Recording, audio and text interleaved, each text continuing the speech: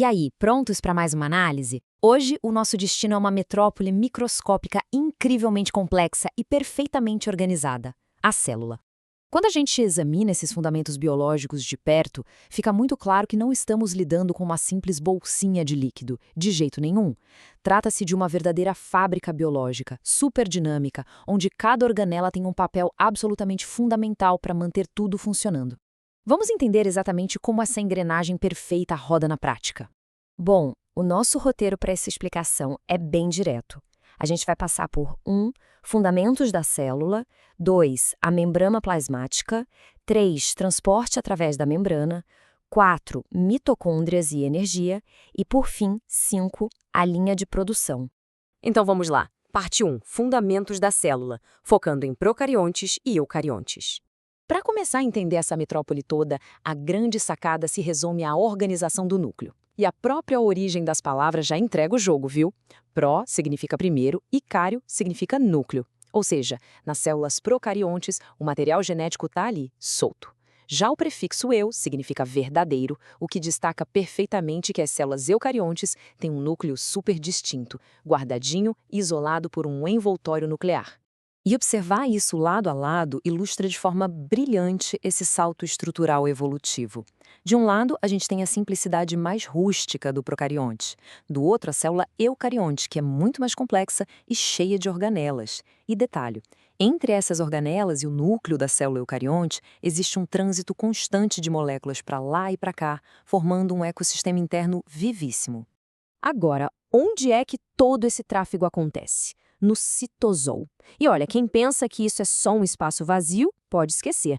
O citosol é um ambiente aquoso superdinâmico, lotado de enzimas e íons. O mais fascinante é que moléculas de proteínas como a actina e a tubulina conseguem se polimerizar para criar uma consistência de gel ou simplesmente se despolimerizar para deixar o ambiente mais fluido. É literalmente um andaime estrutural que se adapta ao tempo todo.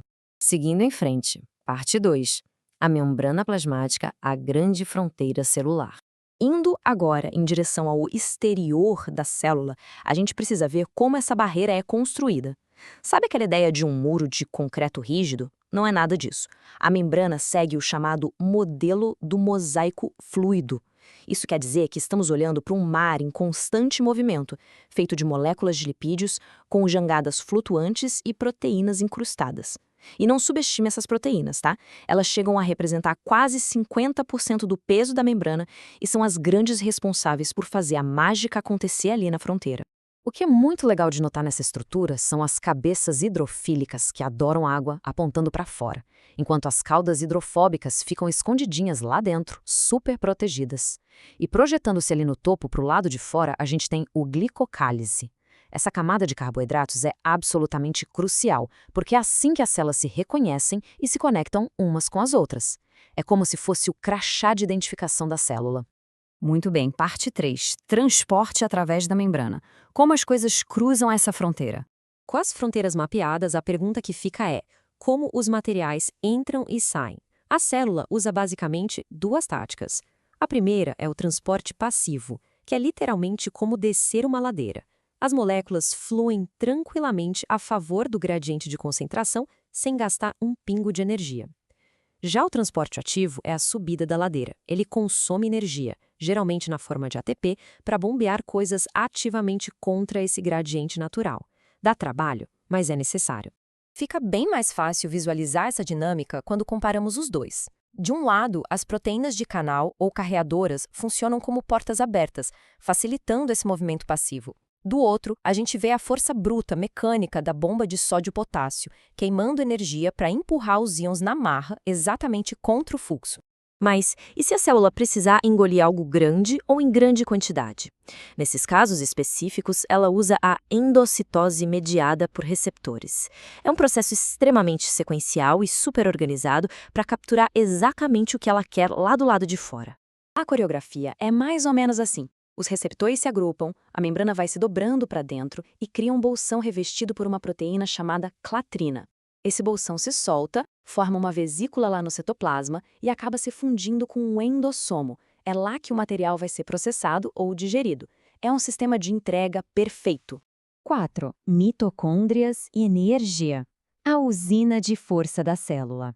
Toda metrópole de respeito precisa de uma boa usina elétrica, certo? E na célula, esse papel indispensável é das mitocôndrias. O grande truque de engenharia aqui está na arquitetura interna dela. Reparem nessas prateleiras dobradas para dentro, as chamadas cristas mitocondriais. Essas dobras não estão ali à toa, elas servem para aumentar drasticamente a área de superfície. Com mais espaço, a mitocôndria consegue acomodar muito mais enzimas da cadeia transportadora de elétrons, levando a produção de energia ao máximo. 36. Esse não é só um número qualquer, é um número de respeito. Ele representa a quantidade de mols de ATP produzidos por cada mol de glicose quando tem oxigênio na jogada, ou seja, em condições aeróbias. Só para colocar isso em perspectiva e mostrar o poder dessa máquina, esse rendimento é 18 vezes maior do que a energia que a gente conseguiria se esse processo acontecesse sem oxigênio. É uma eficiência absurda. Chegamos à parte 5, a linha de produção, o verdadeiro centro de fabricação. Com a energia fluindo solta, a gente pode focar no chão de fábrica da célula, que nunca para. Essa linha de montagem superconectada envolve 3 setores principais. Começa lá nos ribossomos, que decodificam a informação. Passa pelo retículo endoplasmático rugoso, que faz as primeiras modificações nas proteínas, e termina no complexo de Golgi, que é quem empacota tudo. Olha só que maquinário incrível o ribossomo é trabalhando. Ele tem 2 subunidades de tamanhos diferentes que se juntam para ler o código do RNA mensageiro. Conforme ele lê, vai conectando os aminoácidos e montando pecinha por pecinha uma cadeia polipeptídica inteira. E colado nessa área, a gente tem o retículo endoplasmático liso. Ele não tem ribossomos e não mexe com proteínas. A função dele é outra: fabricar lipídios importantes como os fosfolipídios e, olha que interessante, neutralizar substâncias tóxicas. No nosso fígado, por exemplo, ele trabalha dobrado para limpar toxinas do nosso organismo. Depois que as coisas são produzidas, elas chegam na face de entrada do complexo de Golgi. Ele atua literalmente como a agência dos correios da célula. O material de origem descreve isso muito bem. As cisternas do Golgi empacotam e colocam um endereço em vários grupos de moléculas. Então, quando essas vesículas saem do outro lado, elas já sabem exatamente para qual destino devem ir. É uma logística de dar inveja. Obviamente, uma linha de produção desse tamanho gera resíduos que precisam ser gerenciados. É para isso que servem os lisossomos. Eles são bolsas cheias de enzimas superpotentes que funcionam num ambiente bem ácido, com o pH lá em 5.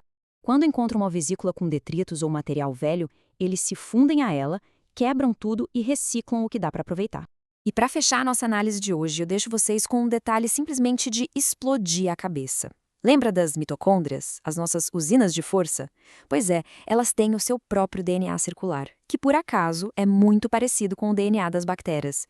Isso levanta uma das questões mais fascinantes da biologia.